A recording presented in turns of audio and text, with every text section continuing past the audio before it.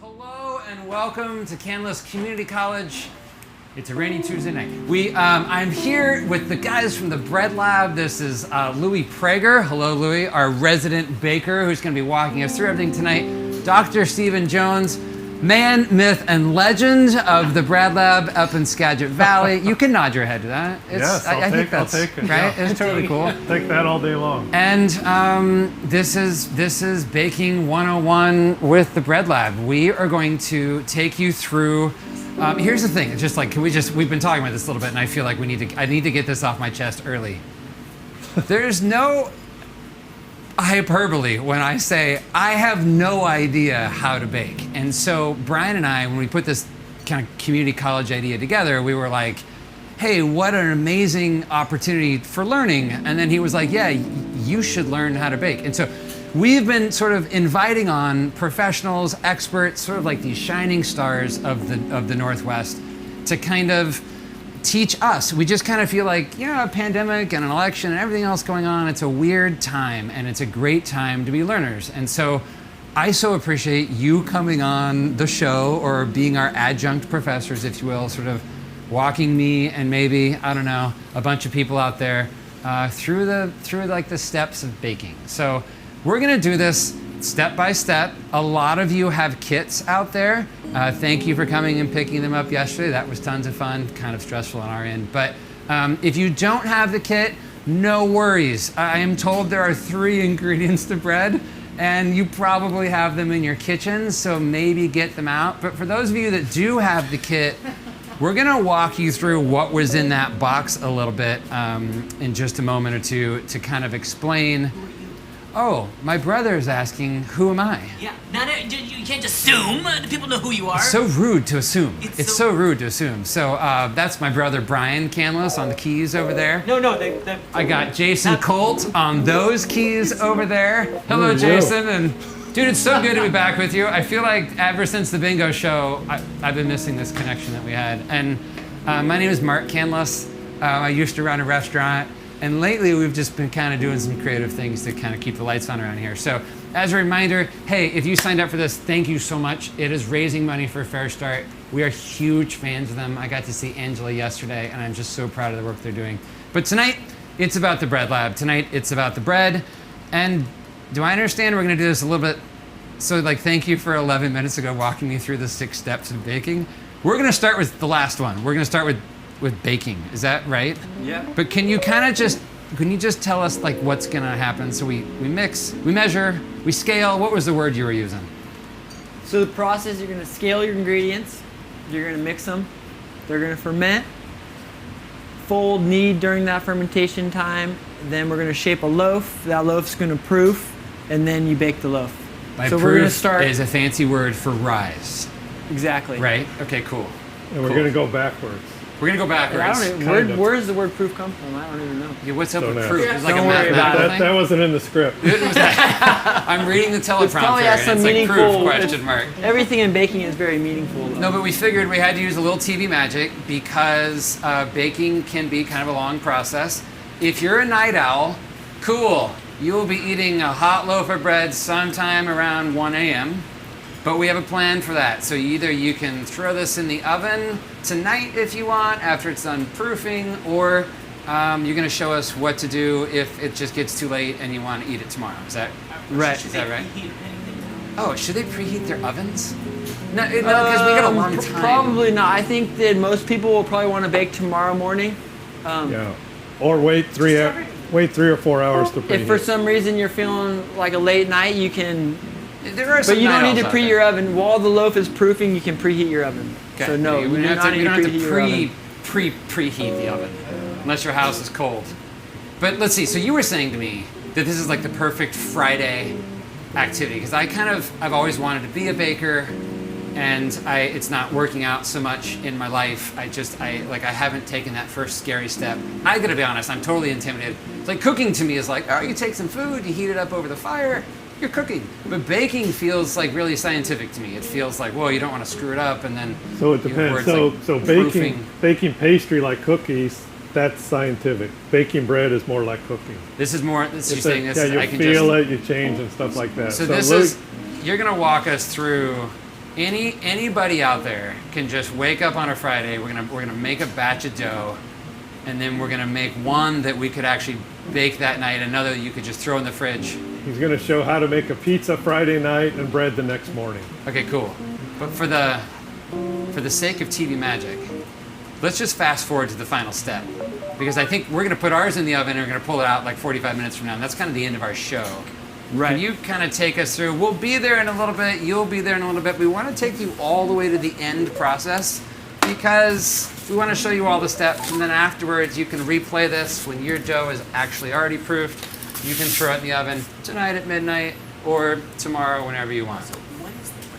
So these would be your loaves potentially tomorrow morning, or when you woke up in the morning, you could pull these out of the fridge, maybe let them come to room temperature. So you're like, wake up, pull it out of the fridge, drink your cup of coffee, turn your oven on.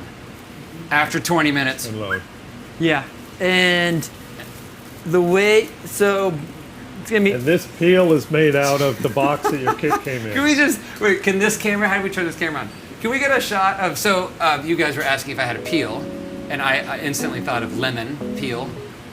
Stay tuned when Mom and Dad cook with lemons later in this week. But what you meant was, is there that piece of wood that pizza people use to slide the pizza in the oven? That's also a peel, and we didn't have one. So can you just explain where that came from? So we're gonna use a cardboard box. So at Right. home you could get a piece of cardboard. It'll No, we sent them one. This is actually the box that all your ingredients came in. You thought you were going to recycle that, but actually it is a Bread Lab certified peel. it just needs to be fairly stiff. So Is that stiff enough? The flour. yeah, we're gonna work here. He's going to flour it a little bit.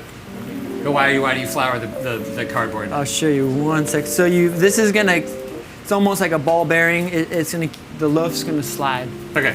So the idea is that you just slide the loaf across. So That's beautiful. When was that bread started, Louie? So When was that dough first mixed? 5 hours ago?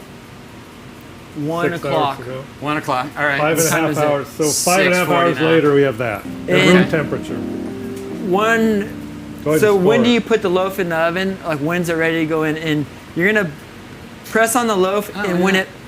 the spring back is You're not afraid to pop it. You're not like, Not- because like it's been rising, and I feel like you have not to treat too it like much. a If it baby. went too much, but so Cool. if I push on this as it springs back, you want some spring back, but there is a little indentation there. So if you poke on it, it springs right back too quick. It's not ready yet. If you poke on it and it just stays down, then it's gone too How far. many times can you poke it? Say you have 3 children and they're all like really into poking. Like, can we over poke it? You could get quite a few pokes. Okay. So because people I've never. It depends. The more overproofed it is, the less pokes you get. If it's underproofed, keep poking. First time I've ever poked a loaf of bread. It's very And to- Pillsbury dough. This experience. is on the money. So we That was a little robust. Little- Yeah, Oh, little- come on. little Are you too serious? strong. That was too Little hard? strong. like Don't So- overpoke the dough. It's about like this much. we got It's 2 like- loaves going in here. Okay, so you're gonna put two on at once, and then I need 2 peels, but we'll figure this out. oh, so we have more cardboard. Actually, we can get. Hold on, stand by. We're gonna get another piece of. Yeah, and so, we'll what is score this move? So we're gonna score the loaf, which means we're gonna cut it. You can use a razor blade or a sharp knife at home, and with this. For me, it's easier if I go quick, but the important part is a smooth motion. So it's not So like you're gonna cut the bread. Is this we're gonna just cut it open, for and looks, or why are we doing this? it makes it look beautiful, but it helps the loaf expand. So Okay. If we don't cut it, it's going to expand out the weakest points, which is off in the sides, and so you're going to get less volume on your loaf. We so call that blowout. Is there a word for when your loaf kind of like? Yeah, it blows out. You know, like Blows when a out. kid just blows through a diaper and it's like, whoa, blow out. Is this like the same thing, right? Like we don't have to bring up diapers when we're baking, but it's just what my mind goes to. What are the signs of if I overproofed it? Will it spread too far or underproof? Overproof, your loaf will probably already be flat, and when you do your poke test, you're not gonna have the spring back. There's none at all. It should feel soft and pillowy, and that's a constant feeling you should have with your dough. Soft and pillowy, you know things are great. And then as we score, if this is the top of the loaf here, you want your blade to be at a diagonal along the side. You're not necessarily going like deep down the middle. So this blade is going to be more at an angle. And so it's just a quick move like that. That's Boom. it. Okay. I'm going to go You one. got like a little curve there. Normally you don't want to go, but so there's one. And All right. so I overfloured this. We're going to brush it off. Why, what do you mean overfloured it? Why is that a problem? So you want to put just enough flour so it doesn't stick in the basket, but the flour is unpleasant in your mouth after Okay. if it comes baked just like a flour. So Okay. you want just enough to keep it from sticking in the basket. Hey, Dr. Jones, you So going to do it. score this one? You going to? No. Oh, I kind of want to see you score it. I've heard. Show them with the I knife. heard you. with the knife. I heard this is okay. This It's is a like setup, I'm not the used to that. Jones method. Wow. Okay. There you go. It's not sharp enough, is it for you? There you go. So, So we there's left there's we some left art ours to at it, home. right? There's some sort of like can you do it wrong? Could we have any artistic license? Yeah, with that's this? pretty wrong. Yeah. Okay. Okay. Well, we're gonna see what happens after we pull those out of the oven. We're gonna put a. Look at that. Pretty sure he's just okay. So you can really get after this. Yeah. Yeah. Okay, cool. There's no That's sort of right, like yeah. don't be overly ginger with it. Cool. You're gonna go throw those in the oven, Yep. and I'm gonna hang out here. And I think we got a camera around the corner. This just didn't really. We're not really set Come on. up. We gotta both be on this side. Yeah. to So open the thank you. door. I can explain that. Let me talk about the bread lab. Earlier when I was talking about why Dr. Stephen Jones Just hit quick the smooth wall. I will move. just say, The in top my is on a mind, he's piece of kind stone, of a hero. the lower's in a The cast bread iron lab pan. exists. Kids taught me this one. You want to make sure the loaf official mission walks. statement is, See how but it's moving? If they're it's not moving, you're not gonna essentially be able to get it. exploring the future of food, particularly through grain, and they get the cool job of going in and planting like. And then. Oh, we got two So people we're talking gonna- at once. Okay, hold on a second. Did you just spray in the oven? Yeah. Steam We're gonna oven. put some thyme on here. Yeah, so I like steam- to Steam helps should it probably expand. bake for It about doesn't clench up too 35 to much. 40 It'll minutes, soften the crust more like and 40 allow minutes. it So I'm gonna set it at 35 to check on it. We should mention these are all 100% whole wheat, unsifted. So everything we're doing is unsifted, 100% Okay, so whole wheat. I want to get to this. I was bragging about you. We're while gonna you give it guys one were more back in steam, the one more oven. hit. He goes like he's just still spraying into the oven. But can we just pause for a moment? Can we take a step backwards? A lot of chat on the little internet thing about what is the bread lab, and I was saying you guys have the distinct privilege of exploring the future of the way the world eats, particularly through different grains. And you have like Right. how many are planted at any given one time? Like hundreds, right? Hundreds of different varieties of. Tens of thousands. So we're part of Washington State University. We're plant breeders that bake. Our program has been in existence since 1894. We were on the main campus. We're north of Seattle in Skagit Valley. We work on non-commodity grains outside of a commodity system. We don't work with white flour. We work with 100% whole So when we wheat. say commodity, we're talking about kind of the big food system that feeds large pieces of our country. 100 years ago in this country, we had 25,000 flour mills. Today, there's 163. Okay, That's commodity, so right? so hold on a second. So let's do those numbers again. How many years ago? About 100. Okay, 100 years ago, when I don't know, I'm not a person that studies society, but I'm going to say there were way less Americans. So 100 years ago, when there were way less of us, we had how many flour mills? 25,000. Yeah, and now we have 163. cool. And one of the downsides of this that And- we're and learning when you commoditize flour is that you have to do some things to make it shelf stable, right? Yeah, and I should say that 20 of those mills create 95% of the flour in the country. 20 physical buildings, you have to make it white. Okay, you have to take out the bran and the germ and things like that. You have to make something that's going to live forever because it's dead. So That's when why you it's take farmed. out we're going to use some wheat terms here, but when you take out the bran and the germ, am I right in assuming you're taking out some of the oils and some of the nutrients and some of the goodness of like the oil is what makes it go rancid, right? It's like The oils, the vitamins, the iron, the zinc. A big one is that whole wheat flour like this is 10% fiber. White flour is 0. Zero. Right. So all the fiber's gone. So literally we are taking the best of what we're growing, getting rid of that so that the flour can be shelf stable, travel all around in trucks and whatnot. And then what we're discovering right now, and I think this is a fascinating conversation, is just the effect of that flour on our bodies or in our stomachs as opposed to what we're using tonight, where did you get this flour tonight? So the flour in the kits and this flour here was milled on the American Stone Mill in our lab. So it's a new variety that we developed, and we developed it specifically to be baked at 100% whole wheat. So Okay. everything we do is 100% whole wheat. We're plant breeders, we're wheat breeders first. So we develop things that can be used, the whole kernel can be You're used. literally developing plants that work for farmers and that work for chefs. And It that's how works. we first met.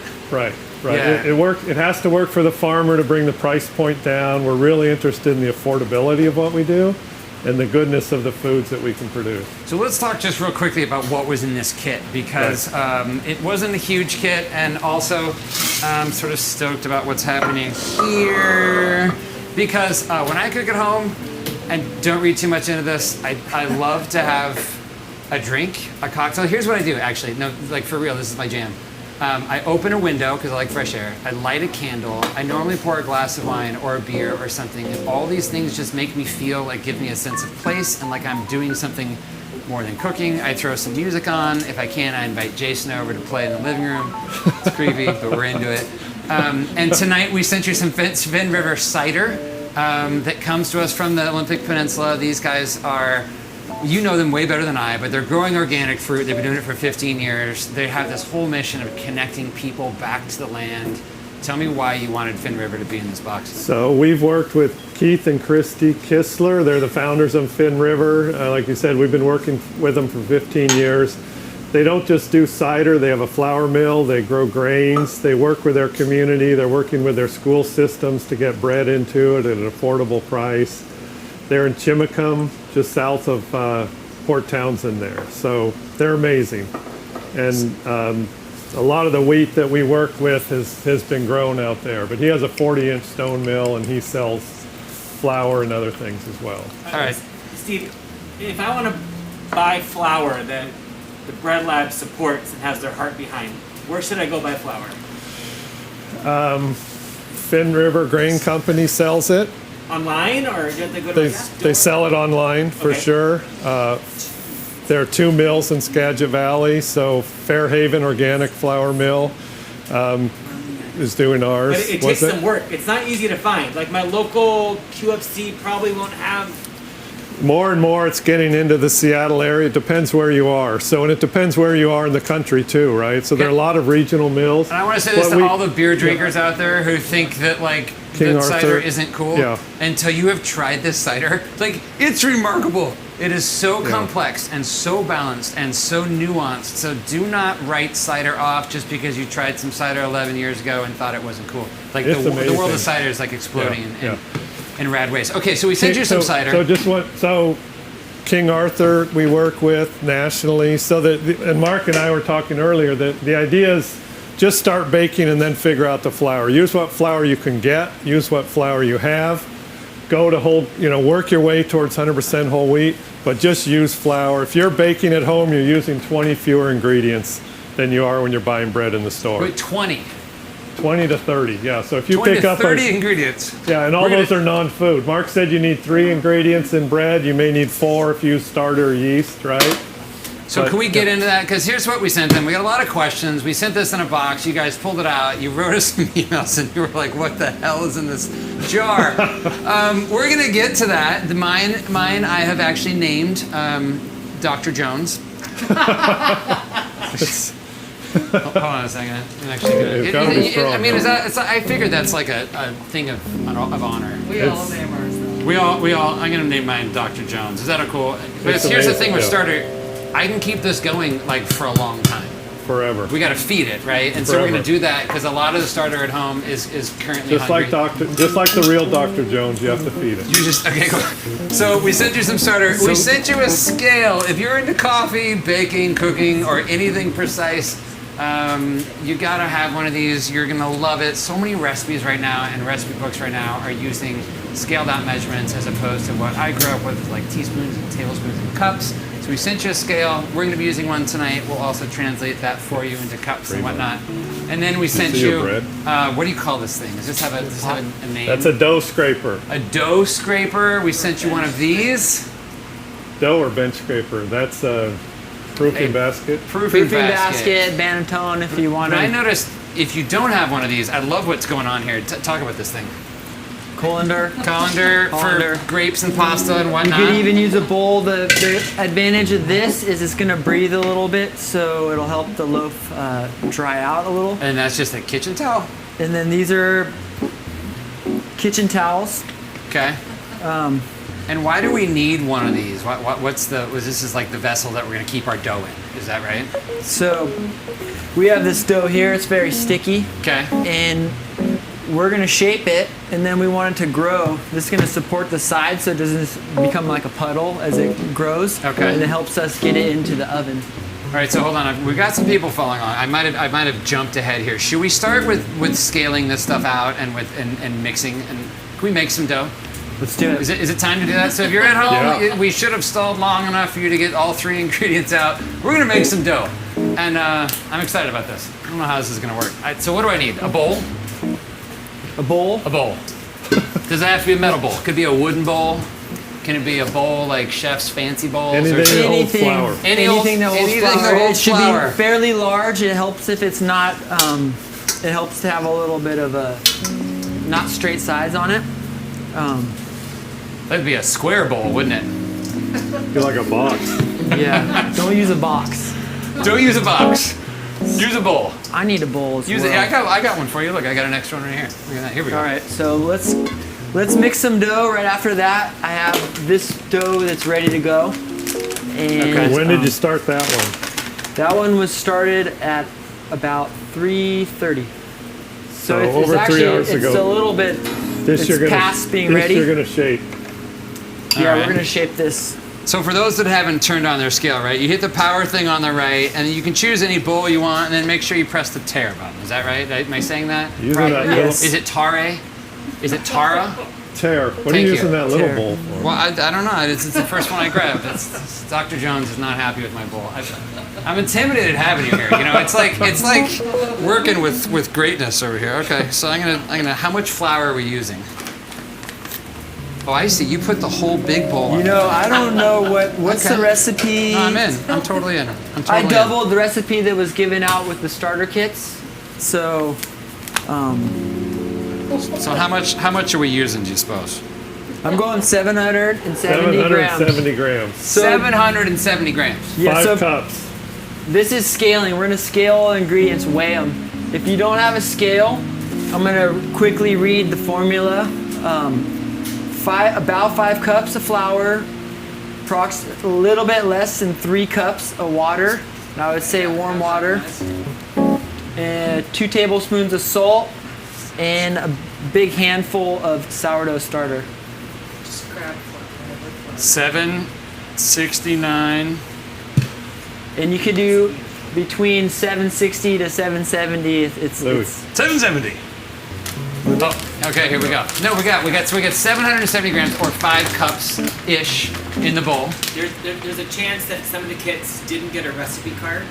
Oh, okay. So we're gonna put it in the comments right now. We're going to put it in the comments, and also for those of you that haven't done a Canlis University class, all of the class notes, we take notes for you so you can focus on your cider and your dough, and you just look those up on the website afterwards, and we'll have all the notes, all the recipes. Stephen Jones's favorite bakery cookbook, tips for life. Yeah. What else do we put in the class notes? Favorite color?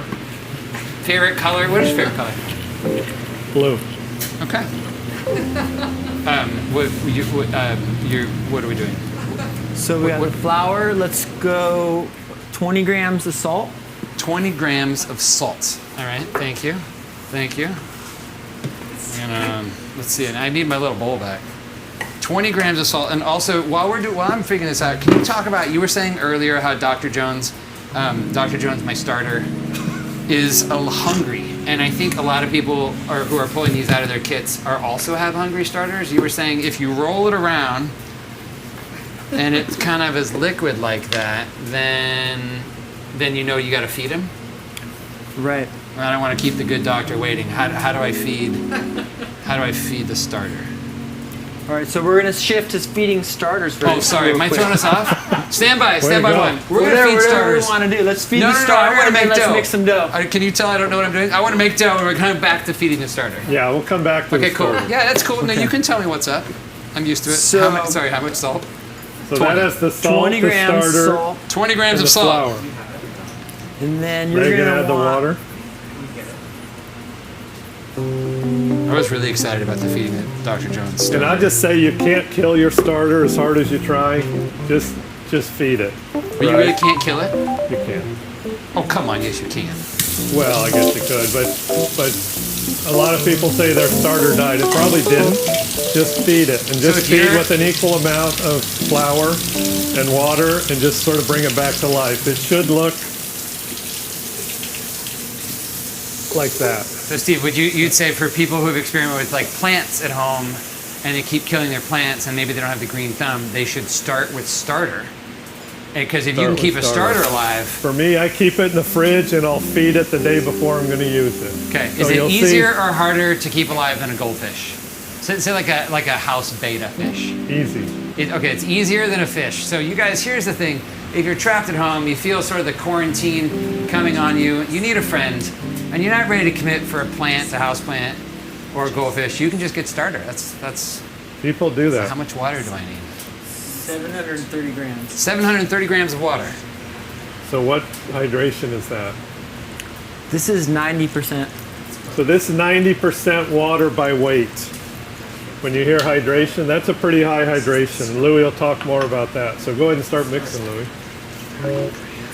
When I'm doing the math, Yeah, 730 Mark's grams. go ahead and mix. So I like to keep my fingers close together, and I use this pinching motion here. And you just kind of like, I think the camera can see. So I'm just sort of pinching and cutting, and you notice the bowl moving around. This is the most critical step here. Just trying to get all the flour hydrated. Okay, so He's squeezing it, it's coming out the top of his hand. you're saying doing- one hand. Yeah. I'm just one gonna go in. I'm all in. All in. I have Only a one mixer. I have a hand. mixer right over there. Is there a reason we're not using a mixer? Is this? Yes, so like your first of all, a grandmother mixer taught wouldn't you? be able to handle this much dough. Louis, never use a mixer. Is this like? Was this? You could use a mixer, but it's, You're feeling the dough. You're feeling how it is. put it Okay. this way, I had a mixer and I broke 2 of them, and I started using my hands, and Okay. don't bother. Louis, you had Both of you are keeping one hand clean. That's critical. I So am. they're turning the bowl with one hand. They're just using one hand to mix it. That's because before we turned this camera on, Louis was like, "Whatever you do, don't get your other hand dirty." And I didn't really know what he was talking about until right now. So you had a bakery with your brother. You started this We have Prager a- Brothers baking. Is that right? Or Yeah, help so me out my here. brother and I own a bakery in San Diego, California. Talk about running a company with your brother. Right? Right? Brutal. For real. I mean, mine, for example, is sitting in front of us, waving us, flagging us down as if we're doing something wrong, telling me, mouthing all these hints to me right now. Does your brother ever do that? Oh yeah. Yeah. Are you guys get along? Who's older? I'm a year older. Okay. We get along great. You do. We Louis, need a we're having a timeout. problem with the Time you out? doubled the one I gave you, the 550. Yes, I doubled that. Double 550 is not 770. It's not.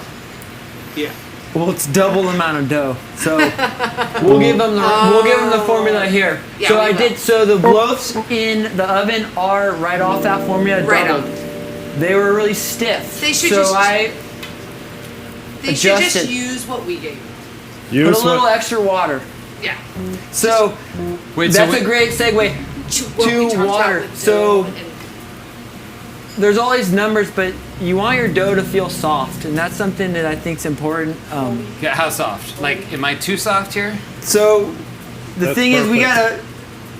All the bran is gonna absorb the water, and in 15 minutes, this dough is gonna feel much different than it does right now. Yeah. Got it. So okay. we could stop right now, and we're gonna come back to this. Okay. So we're gonna That's- set this back here. And then you got a hopefully trick- you you keep got a this trick for dough this? on one I hand. feel like an amazing high five would just be the stickiest, best sounding thing ever. But is that a COVID safe thing? And now we gotta like wash our hands? or Now something? we'll show you the All trick. right, cool. Is put a bucket in your sink and wash the dough off into the bucket, and it saves a huge mess, so you don't have to wipe your whole kitchen out. So that's awesome. Right into the bucket. That's All right. it. Yeah, yeah. And while they're doing that, I'll just say the formula is just a formula, right? If it says here 770 of flour, 730 of water, that may vary depending on what your flour is and where you get it from and your skill level and things like that. So, so you can adjust. That's why they're hand mixing. They'll feel it needs a little more water, it needs a little less. Whole wheat is always going to need more water. Whole Right. wheat requires more water. But Yeah. there's a lot of confusion. So Okay. the one that we posted was 167 of starter, 417 of water, 556 of flour, and 11 grams of salt. That's right. Just do it. But Just the That's one- right. Go but- with it. But a lot of people put 770 in their fine. bowls, Cool. and so it's different than what we posted. Okay. So, So if they here, weigh if you- 770, they just Then you put 730 of water. tell them to go 700. Sorry, 700. 770 flour, 700 water, 21 grams of salt, Ooh, nice math. and doctor. Wow. about 500 of starter. Big pro tip. So, Pro tip here right now is Yeah. don't Are you gonna write One it more Don't time. add all your water. You can always add more water. So if you weigh 730 out, put most of it in and save some and slowly trickle it in. You Yeah. can never take water out of the dough. You can always add more water in. Say it again one more time. So 770, well, the one he's doing right now, the one in the oven was the 550. This one is 770 of whole wheat flour, which they've scaled out, 730 of water. He said notch it down to about 700 because it seemed a little wet as he was doing it. So 700, 21 grams or so of salt, and then for the starter, 500 grams. And that's a handful, or that one's a little flexible, right? And that's, Starter, and you're using yeast instead. if you're using yeast instead, a couple teaspoons. Quarter teaspoon. No, that's if you're spiking your starter. No, that's a quarter. That's this one's so quarter teaspoon. So, Be for, plenty. so we have two different groups: those that are using a starter and those that are just using yeast, which is totally fine. We'll post all these formulas. Like we don't want to get stuck in the formulas right now. Right now, let's pay like To I the- can offer some. He's- I can offer some Yeah. tips on how to maintain your starter, how to Totally. mix. All that stuff These is. are tips and tricks. He's not really a detail guy. But people are following along at home, making it with you. Yep. And they're yep, gonna awesome. be great. It's Awesome. gonna be Okay. great. Cool. It's Yeah. gonna work out. So Either one works. Either the one they got in the package or this one with the 770. So let's move to Everybody's first feeding the loaf of starter bread here in a like? sec. What is everybody's first loaf of bread? Yeah, it would be very cool. I think actually, if they want to post photos in the chat, you can do that because I think part of the fun of this is literally it might be your very first loaf of bread or it might be your 10,000th loaf of bread. But I think one of the most important things to recognize is that when you go experimenting with different flour, you are going to have different moisture. You're going to have to figure out how much moisture that takes. So bread right? is not a cookie, right? So a cookie, there's no mystery to it. Bread is full of mystery. It's constant mystery. How long it's going to take. You're going to see a recipe or oven's a little formula hot. that I says, turned it down. wait I'm- for it I'm to looking double. right It now. may never double, right? Just a key. learn that it's going to rise. It's going to, the tricks and that he's showing you here is just, it should be pillowy, right? And then pushing down and learn how to do your bread is the fun part, really. So Right? he's back It's- there checking on the bread. he's in the checking oven. the bread now Yeah, in what's there. he looking for? He's looking first at the color of it, and then he's going to. What do you think? So the oven was a little hot. I just turned it down. I put 35 minutes. It's 13 minutes left, and it's already looking like it has a nice color. So we need to make it. We need to have this loaf stay in for another 13 minutes. So we need to cool it down so it doesn't get too dark.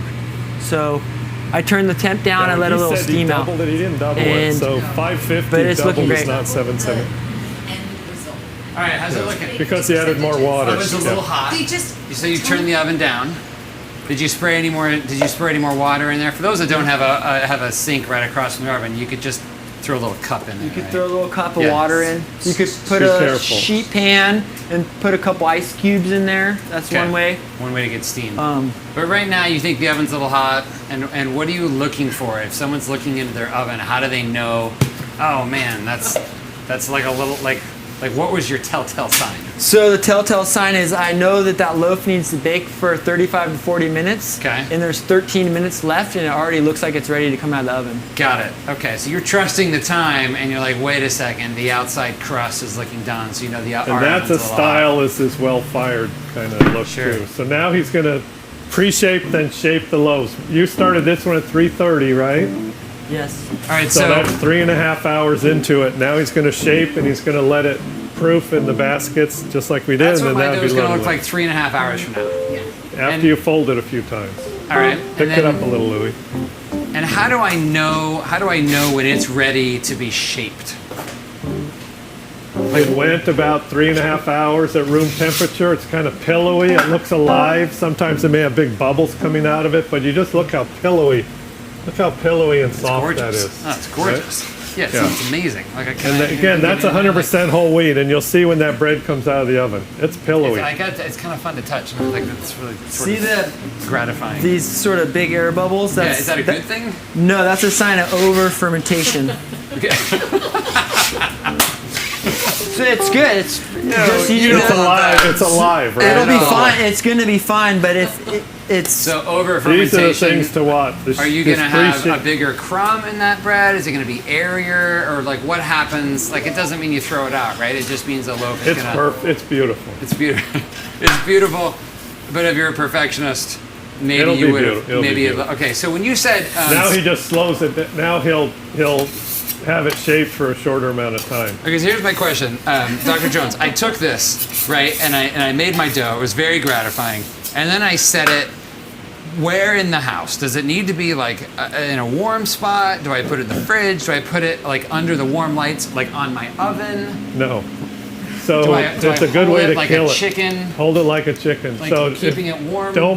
Room temperature is perfect. You don't need to put it really close to the wood stove. You don't need to put it in a pre-warmed oven because you'll probably cook it. Can I put- Room temperature 70 to 75 degrees is perfect. All right, so room temperature in my house is below 70. It's more like 62. We love the wind. So you could put it next to a warm spot if you have a cold house, but be careful not to get it too warm because that Exactly. really will speed it up in a way Exactly. that doesn't work. Okay. So Louis just dropped one in the floured basket there. Now what are you doing? You're going to do 2 pizza doughs? Yeah, so I just shaped that as a loaf of bread. We have 2 over here. I'm gonna show you how to make pizza. Same dough, you can make beautiful pizza. And This is your Friday night trick, right? So you're gonna have pizza Friday night. He shaped that. He's gonna cover that and put it in the refrigerator now, and he's gonna cook that tomorrow morning at any time. Whoa, okay, pause for a second. You're saying you can shape it now, throw it in the fridge, and it's just good to go. Tomorrow morning. And yeah. tomorrow morning, It'll just I slow fire my down oven the- up, I drink my coffee, I got hot bread in 45 minutes. And you have cold pizza from last night. And I got so this dough then all it needed was just room temperature for 3 hours, and then it's ready to go. This is gonna just explode when it hits the oven. Yeah. Okay, and so what I'm learning here is like so you could really just use this dough for anything. Like what if I wanted to roll it up into some long what do I want to make garlic bread out of it or like Perfect. okay so really it's all about the shape that I'm if you choosing. want to make garlic bread out of it, you could cut little strips and toss it in like olive oil and garlic and tie a knot. Okay. Garlic knots. You could take garlic. Here's an easy garlic bread is roll it flat, put it on the sheet pan, let it proof a little bit, baste it with garlic and oil, bake it. There's garlic bread. Can I roll it? Can I have a little piece? Do you need all this? Sure. Like this piece right here. Sure. Can I just sort of like, am I gonna mess? Okay. Can I Can I just make like a little roll out of it? Like a happy little, you know how like people, my kids love You these could little do a roll rolls. that's a little bit small. It might get kind of dry. So a little bigger. But Yeah. literally, you So can shape it typically anything you want. A roll would be about 75 to 100 grams of dough. Okay.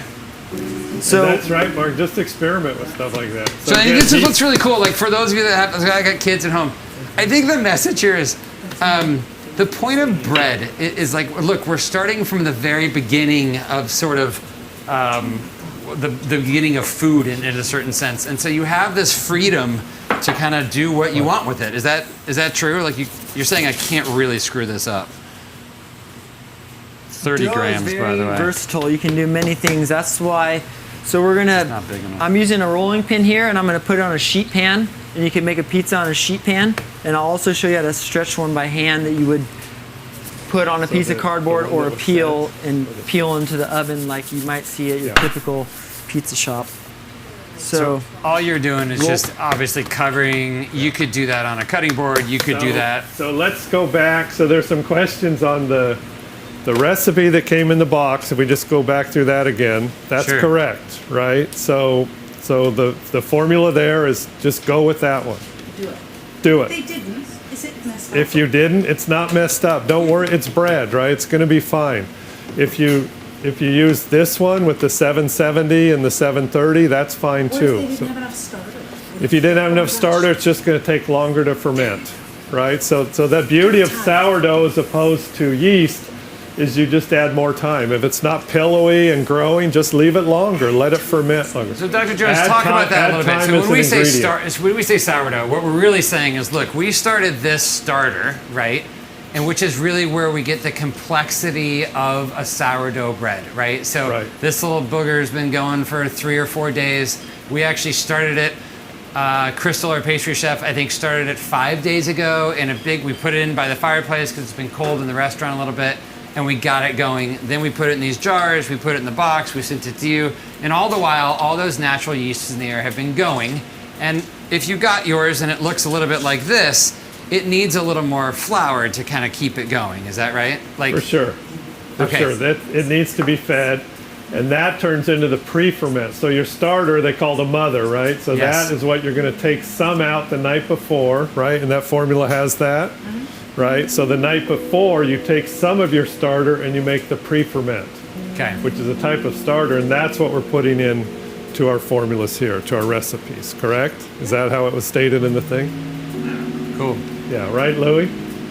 All right, so how do I feed my starter? I mean, Louis is over here making So a if pizza. I It's had like- that at home, I would just add a 1/4 cup of flour to it and stir it up, and add a little bit of water and let it go. What if I don't? What if I just want to do this? I'm not going to add a Just 1/4 do cup. that. Don't, okay, don't cool. measure.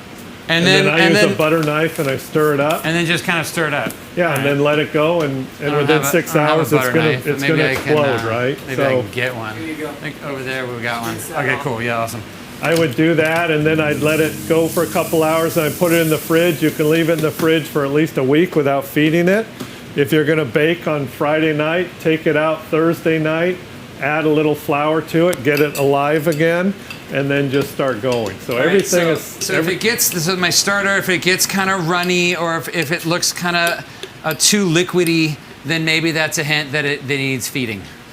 Or you just have too much water. So if it's not Okay. bubbly when it sits out at room temperature, that's the thing, right? So Okay. Louis, I think let's take, and you only have 15 minutes, Louis, right? So what's your next step? Louis over there making pizzas, which I love that this is just like So could be used for anything. the first dough we rolled out, put on our sheet pan. This one is here. You could put it on the peel, how we did the loaf. Put some sauce on, cheese. I typically like to start with the sauce in the center and actually spread it to the outside. Leave a little less sauce in the middle because it tends to get soggy. I'm going to pull those other ones out, Louis, don't you think? Yeah, we got 3.5 minutes.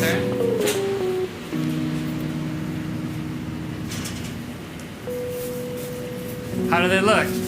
They're looking Beautiful. great. All right, so once again, we're using a cardboard peel.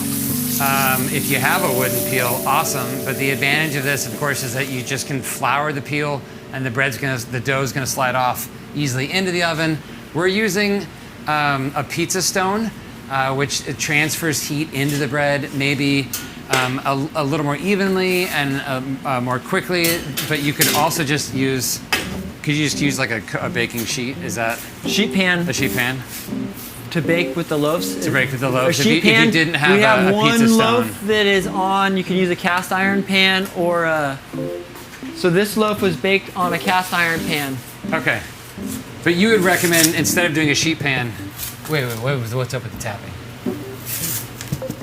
So the sound you can kind of hear. You want sort of a hollow thud sound. And Okay. That helps. Can they hear that? Can they hear the hollow thud sound? Can I do that like next to my A microphone? loaf that size at 450 degrees would be 40 minutes to 45 minutes. If you have a real high hydration, like those real wet ones, it's really tough to overbake it, right? You could go 50 or so, it's not going to dry out. This is 100% whole wheat. It's not crumbly, it's not dry. You see how see how beautiful? That's the score, and see how it opened up like that, right? That's going to have a beautiful crumb in it, right? We might Gorgeous. cut into it. We usually let things like that go to overnight, let them cool completely before we cut them. Why would you let it? I mean, I just love warm bread. So what's the advantage? Everyone does. I think it lets the moisture kind of. After it's like all this letting work, us- we're gonna let it cool overnight. Like I just want to eat it.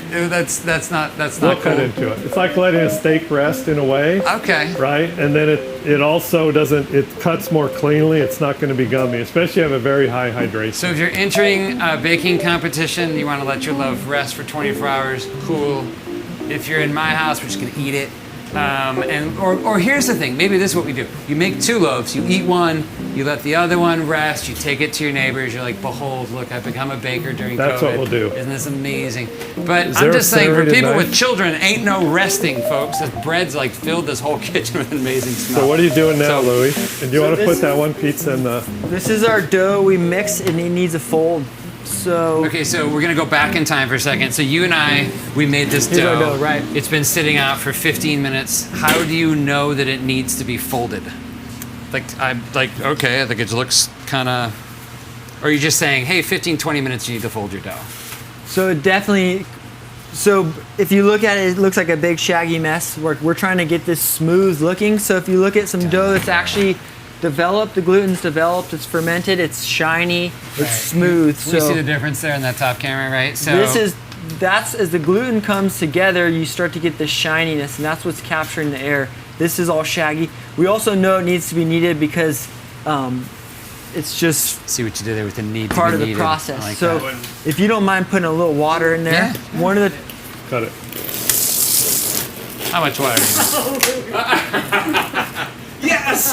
Does that Looks make you great. happy? Dr. Jones, there's got to be some piece of your soul that rejoices. Look at the steam coming out of the bread. No, that's I know. Chef is like rolling. He's always like, oh, everyone wants to eat the bread warm, but it tastes better. It's coffee people are like this. Have you noticed this? That's a nice- Coffee people are like, here's a hot cup of coffee, but don't drink it. Wait till it gets cold. And it's true. You can taste more of the nuance in a hot drink like coffee once it cools down a little bit, and you can taste more of the complexity in bread. Thank you.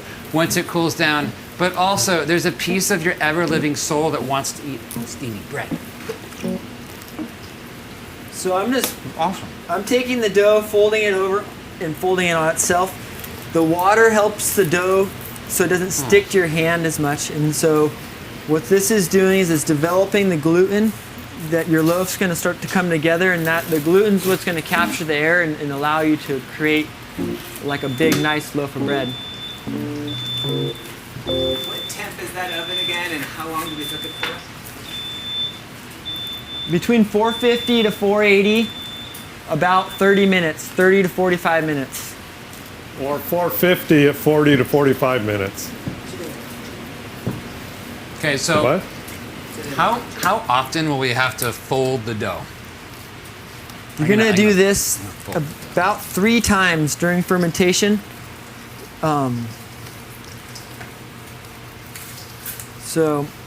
And so literally you're just scooping underneath Exactly, and scooping folding and it over. folding it over on How am I doing? itself. How am I doing? Looks great. The old school of kneading the really dry loaves. When I was a kid, I did it. I put so much flour that my hands wouldn't get sticky. That's too dry, right?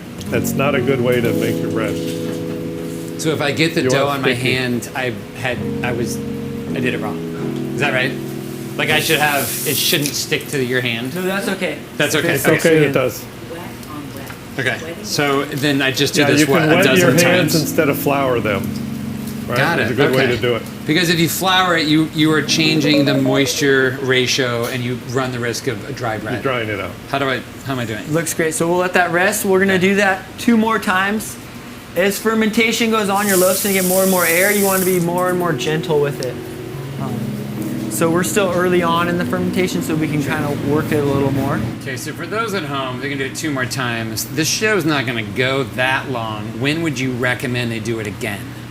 So I recommend you mix your dough, and a half hour later you do your first fold, 45 minutes later you do your next one, and then you do another one 45 minutes later. Half an hour, 45 minutes, 45 minutes. Right. At which point they could shape it and put it in the oven and bake it tomorrow, or roll it out and make a pizza like you did when I wasn't even paying Right, or attention. they could shape it and then let it proof at room temperature for about an hour and a half to 2 hours. And do you have dough that's already ready to be shaped? Can you take We us do. to that stage? That'd We be do. super Let's do cool. that again. So. I just want to see that step one more time, because I feel like that's sort of I don't know, it's the most fun step. It's like the most rewarding, and also I just feel like it's where all this artisan-ness comes in. So, and while he's doing that, Dr. Jones, I got a question for you. So when we're talking about flour, and sort of the nutritional benefits of it, why do you love cooking with whole wheat flour? Because a lot of people will say, oh, you're not going to have the same results with whole wheat flour. You can't do cookies with whole wheat flour. You're like, there's this sort of like bad, I'm going to be honest, like whole wheat flour has maybe some PR issues lingering from the 80s and 90s. Like, tell me now about like what we're learning about So flavor what we know now is it's all about the hydration or the amount of water that you put in. If you have baking books from the 70s, 80s, or 90s, put them on a shelf where you can't reach them. But it's Right? like, okay. Number one. Number two is as you look up formulas, again, just be sensitive to the fact that it may not double in 2 hours or 3 hours or 4. Everything is adjustable in bread, right? And so what Everything you is want adjustable. people to do is pay attention to the amount of hydration, particularly when you're with whole wheat flour, and just learn what it should feel like. That's more It important. should be than the pillowy. formula. It should like be that. pillowy. Okay. It should, that is not crumbly, crappy whole No, wheat it's bread. so This is moist not a and crumbly, delicious. crappy cookie. This is a chocolate chip cookie Say that that 5 Janine times made. fast. It's half 100% whole whole, half 100% rye. It's one of the most delicious things you'd ever have. We were eating them there's earlier. there's not a pastry made that can't be made at 100% whole wheat. Even, what about like a croissant? Like, what about like a famously white to our- flour? So go to our website and there's a formula it's called the Hyundai Croissant. And it talks about the quest for the perfect 100% whole wheat croissant. So you would say, I don't want to put words in your mouth, but is this the thing that we have to look forward to? Like, is this sort of where science and old school farming and 1,000-year tradition of baking are all kind of coming together in a really cool way, right? For sure. You guys are working on a loaf right now that is so much more nutritious than what I grew up. I'm a Canlos, but we ate Wonder Bread with peanut butter and jelly. Like, that was just how we all ate. And so, also, I don't want to miss whatever's happening right now. He's Like, that was, shaping like, here. insane. It's beautiful. Yeah. Can- Just look how they use their hands, right? It's just beautiful. Yeah, so again, white flour has 0 fiber in it. That's what we made paste out of in the 2nd grade, was white flour. That's what it's like going through it. So the fiber's important, the flavor, the nutritional aspect, the feeling of fullness as you eat. Yeah. It's beautiful. Yeah. Talk Pure about beauty. gluten a little bit. It's kind of a buzzword right now. Everyone is sort of more gluten aware, and the impact that it's having on our systems. What are you discovering, like with whole wheat flour? Is it more glutinous? Is it harder for someone who might be sensitive to that? So if you're sensitive to gluten, look at what else is in what you're being sensitive to, right? So is it white flour? Is it store-bought bread with 20 to 30 non-food ingredients in it? Chances are that's affecting your system as much as the gluten is, right? Also look for long fermentation. So these went at least 5 hours after the pre-ferment. During that time, the gluten's being broken down by the enzymes.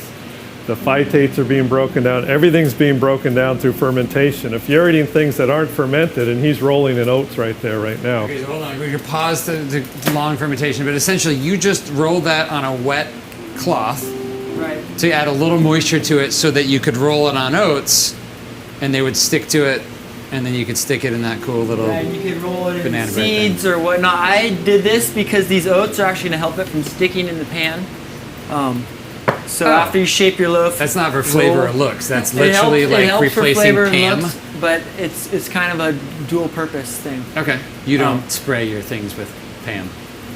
Typically, that's what you'll have to do to keep your loaf. You could use some olive oil and like really Totally. coat it. Yeah. If you do, it's not a big deal. Get a thin knife, kind of cut along the sides, tilt the loaf on the side, and bang the bottom. The loaf will come out. But you literally could wipe it with olive oil and a paper towel. You could go the more chemically route and spray it. You could do. There's lots of different ways. But I've never seen this done. Oats are literally keeping it from sticking to the pan. Butter It'll help. actually works good. Butter works butter also. works great. Okay. And it It's like a tastes great, souffle allows the souffle to come out of the dish.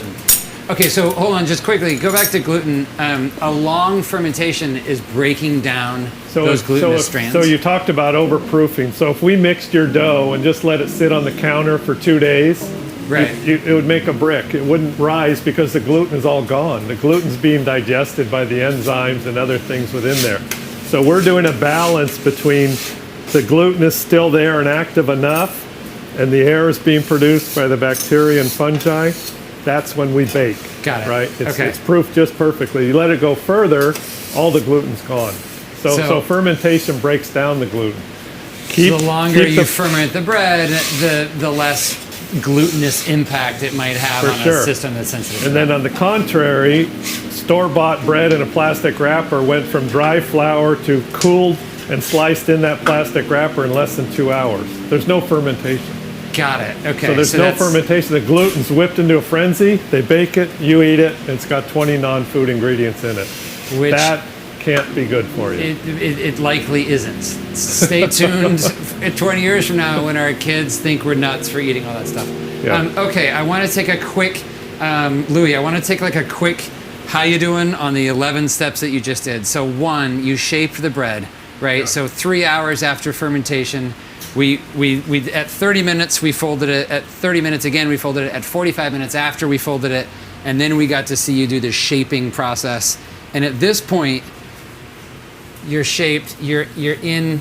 So we got a loaf shaped here and then one here. The These basket, could go in your refrigerator for 12 to 16 hours. Literally, refrigerator for 12 to 16 hours. Yeah, they need to cool down though. So if you put it in a packed fridge and there's no air getting to it, it might just keep growing and growing. So that cool air has to get to it and slow it down a little bit. And why? What is it doing for 12 hours in my fridge? So as we mentioned, this loaf's fermenting, and so as you lower the temperature, the microbes are going to ferment slower. So you just slow that down. Okay, slower fermentation is better fermentation. Time and temperature. Time and temperature. And then in the morning, I'm pulling it out. I'm sort of letting it come more to a room temp before I put it in the oven. You don't have to. You can go right I can in. literally pull it out of my fridge and throw it in Don't the let oven. it go too long. Do you So cover them in the fridge? yes, So should you be would cover airtight them in the with fridge. parchment or saran wrap or a t-shirt? Something where that's not going to stick on that. So the best way would be put that in a plastic container like a Tupperware or something. You want it sealed pretty tightly. It can Yeah, go. you don't want the fridge to dry it out, but what you need to be careful is if you seal it up too much, the cold air won't get to it, and your loaf will just overproof, and you will. What's the best way to cover it? The Saran best way to wrap. cover it would be you could put some saran wrap over it, or you could in this and wrap it in a towel. And you could even make the towel slightly damp if you don't want it to dry out. But you don't have to cover it. You could put it in there. You have a little crust, which this is the bottom of the loaf anyways. So it's not the end of the world. Be careful, however you cover it, that it doesn't stick to the dough itself. So keep it above the dough. Okay, so we scaled our ingredients. I was remarkably impressed with how easy that was, despite the fact that we had a little recipe snafu. But essentially, what you were telling me was, if I'm feeling, and again, I don't know where are we here, but like you're feeling the dough and you're realizing like, oh wow, it's too runny. I add flour. It's way too dry and sticky. I add a little water. So typically you don't want to add flour. So that's why scale your ingredients out. Don't add all your water when you mix your dough. Pour it in, start mixing, and you could slowly add your water to get to the point you need. You don't want to try to add more flour. That's a mess. Okay. So no, don't add more flour. So no, don't add flour. So add if you water add slowly. too much water, Okay. If you're gonna make a mistake, err on the side of less water and slowly bring your hydration up. exactly. That's a Then we spend Good point. 3 to 3.5 hours at room temperature, letting it. I proof. highly recommend if you really want to like produce consistent results. The thermometer is like one of the most important tools. 75 degrees to me is like the magic number. You can go a little bit below, up to 80 degrees. If you're baking up here in Washington where it's typically cooler, you're going to want to go warmer dough temperature because your ambient temperature is going to bring your dough down. If you're somewhere that's warmer, you're going to want to mix cooler because it's going to bring it up. But 75 is kind of that magic number. Why 75 is because sourdough starter is a symbiotic community of lactic acid bacteria and also wild yeast, many different types. And that 75 degrees is going to give you a perfect combination of both. So your lactic acid bacteria give you this kind of nice sweet flavor, yogurt. Like when I smell these doughs, I smell like cheese or yogurt or something sweet. There's a complexity to it. That's Definitely. It's a complexity thing. If you go warmer is the yeast, which actually leaven the bread. So that's the 75 degree. You get a very complex And you loaf. just stick your thermometer in there. Right, and so temp we'll it. see where like, we're when at. do you do that? Like throughout the process? So just at the beginning, I used 100-degree water here. To kind of get it up to Intuitively, temperature.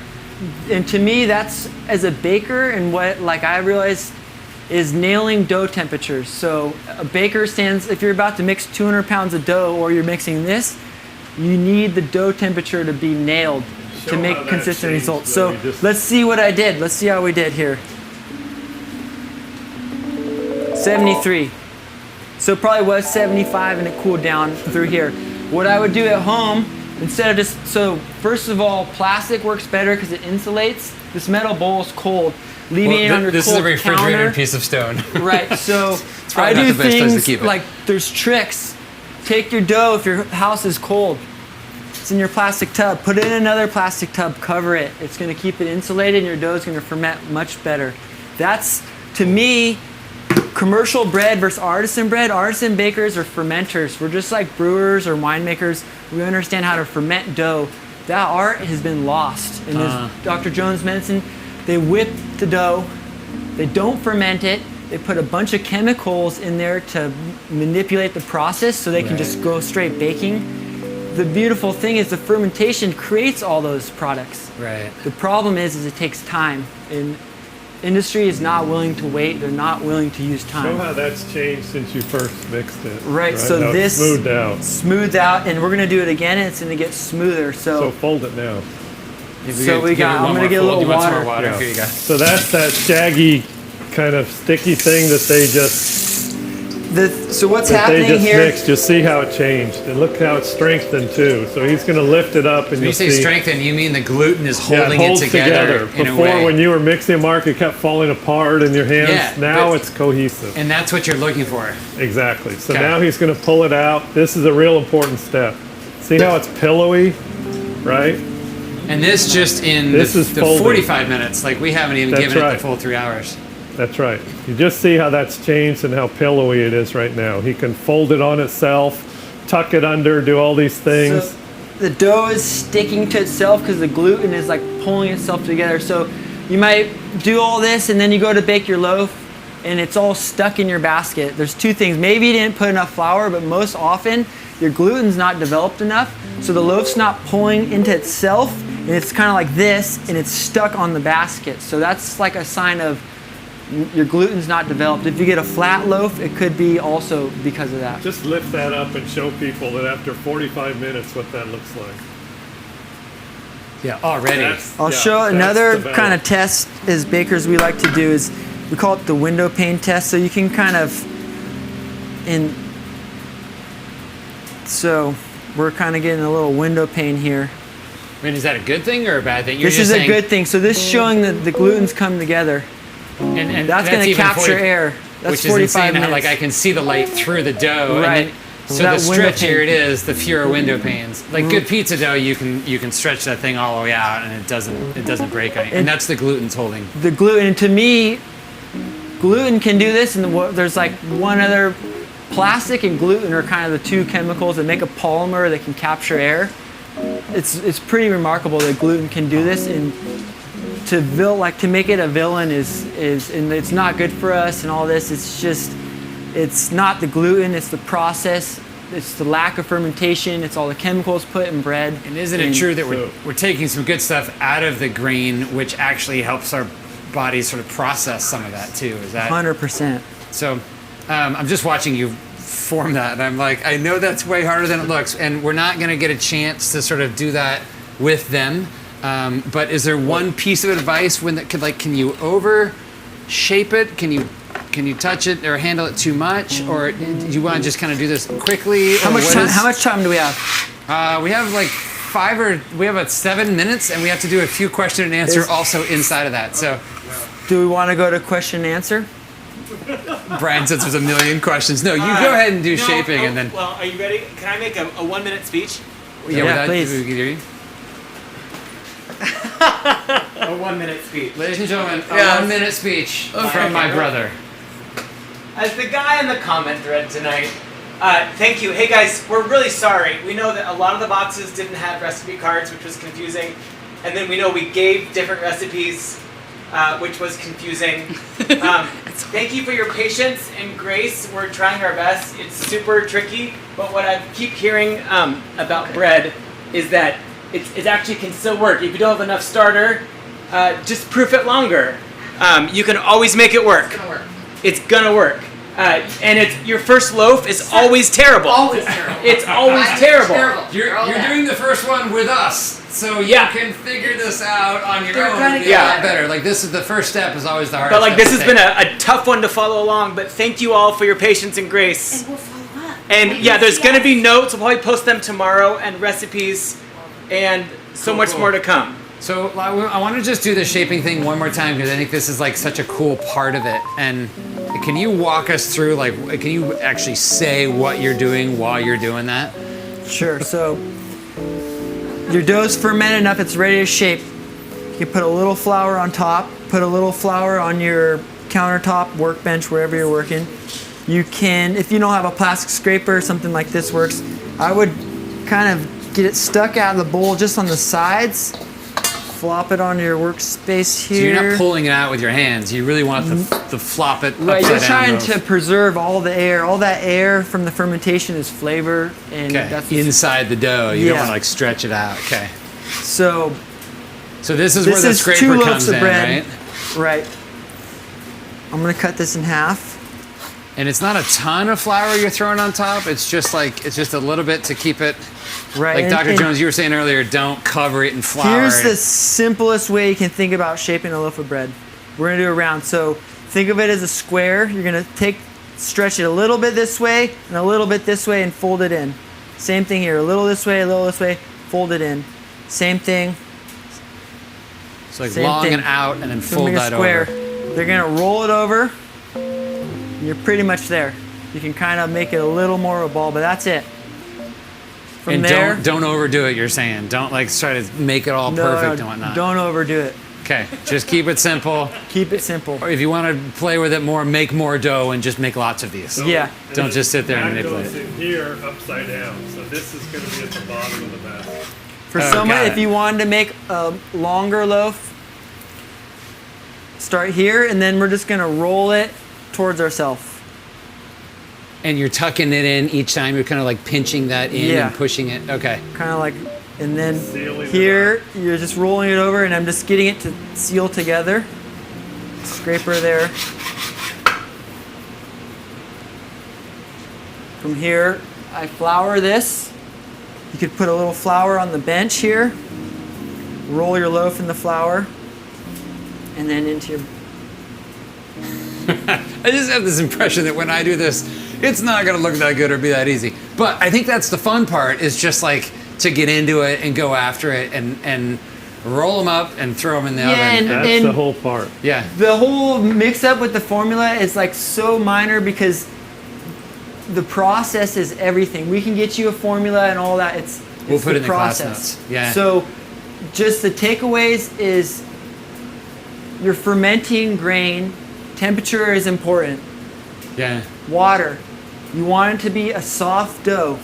So use slightly warmer water, get your dough temperature there, make a somewhat soft 75 dough. degrees is your favorite dough temperature. That's But, the but if magic you don't temp. hit it, you just go longer. Sure, If just it's let it keep going. 65, don't freak out. Yeah. Just let it go longer. And Okay. what can they do tonight if people are Yeah, so tonight, everyone, So- if you haven't had a chance, look at this, it's getting gorgeous. Tonight, if you so haven't had a chance hopefully to already fold it, you should do your that dough again. is looking smooth like this. even if it's We're pretty 3 hours after mixing, they're going to shape and put it in the refrigerator or bake it 4 hours, right? Yeah, and- so be real specific. If your dough's looking smooth, we could go an hour and a half to another. Put it in the fridge.